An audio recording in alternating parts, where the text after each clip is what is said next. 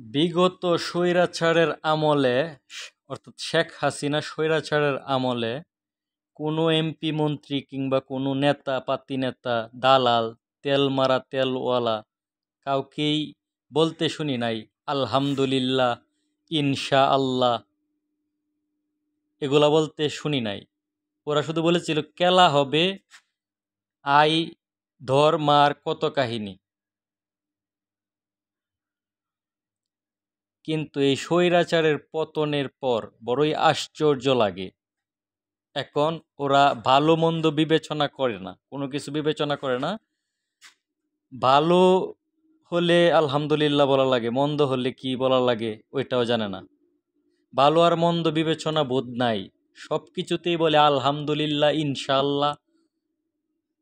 বর্তমান পরিস্থিতি, আস্তাগফিরুল্লাহ আস্তাগফিরুল্লাহ।